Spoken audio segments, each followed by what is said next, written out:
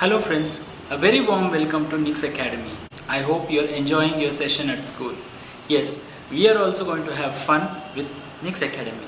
We are going to share our practical approach so that you are going to learn the subject with the right spirit. Yes, at Nix Academy, the students are having fun while learning. Yes, with this introduction, let me tell you that Nix Academy is located at Roy Peta, Peters Road. So you can call us at 7200031432. I repeat, 7200031432. Yes, you can visit our premises for free counseling along with your parents. Yes, it's free counseling.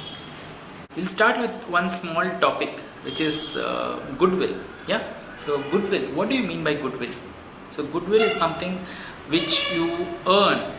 Okay, it's a reputation. We call it a reputation which a company or a firm earns. Let's assume there is a company which has been running for the past 10-15 years. Obviously, they would have earned a good name, they would have a good image in the society, and there will be a lot of customers who are willing to purchase from them.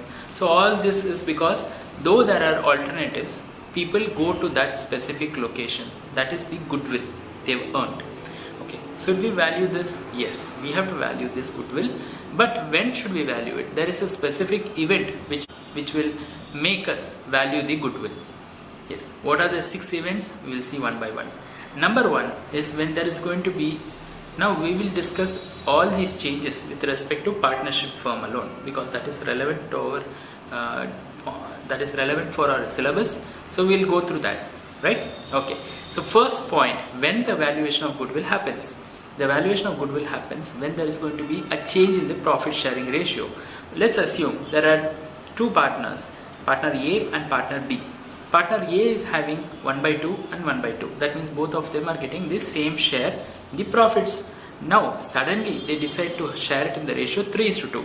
That means A will be getting 3/5 and B will be getting 2/5. This means A is going to get more and B is going to get less.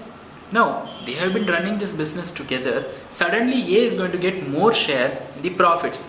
Don't you think this is unfair? Yes, of course. So now what happens? This is the time when we have to value the goodwill and give the sacrifice which is made by A, because from the earlier 1/2 he is going to get how much? 3/5. The second situation is going to be at the time of admission of a partner. When a new partner is going to join, obviously the existing partners, they already have established the business, they are doing really well. Now all of a sudden this new partner is going to take a complete share, his share of the profits. But this was a well established business, so why should they? So now here the existing partners are going to sacrifice, right? So now this portion should be given. So that is the reason why we need to value the goodwill. The third situation is when the partners are going to retire or die. At that point of time, the retiring partner also has to be given his share of goodwill. So that is the purpose why the goodwill has to be valued. The fourth situation is at the time of dissolution. Now the firm is coming to an end, so obviously all the partners need to get the portion of goodwill, and that is the purpose why we value the goodwill also. The fifth situation is when two or more firms are going to amalgamate. That is, let's assume firm A is there, firm B is there. Both of them are going to amalgamate. When they are going to join together, that is the reason why the goodwill has to be valued. The sixth situation is when the firms are going to be converted into a company. At the time of conversion also, you need to value the goodwill. Yes, we have learned the sixth situation in which the valuation of goodwill has to happen.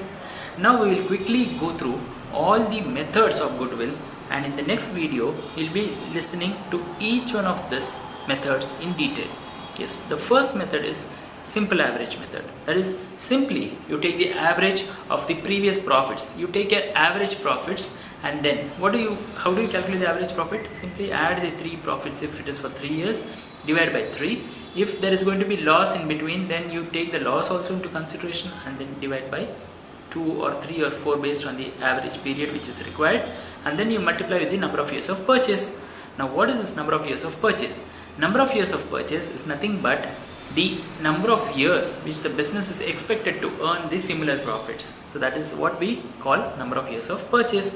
So now we will multiply the average profit with the number of years of purchase, and this is how we arrive at the goodwill. Isn't that simple? Yes. Now What is the next method? The next method is weighted average method. Each of the years, let's assume year 2020, 21, 22, these are the 3 years. Each year is going to be given a weight. Let's assume 5 for 2019, 4 for 2020 and 3 for 2022. Now if like this, if you are going to put weight for each of them, we'll multiply the profits of each year with the weight and we find the product.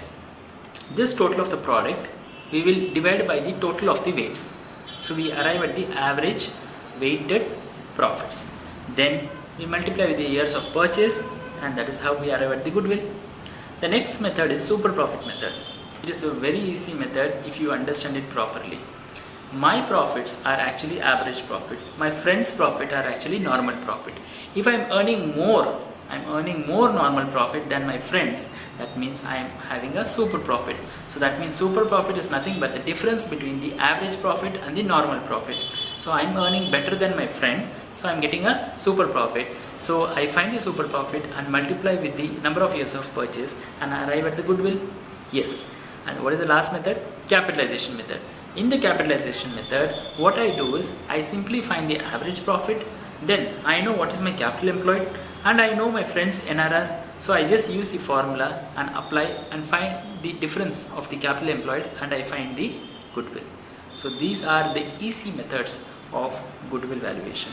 But we will see each one of these methods in detail. Yes. Thank you.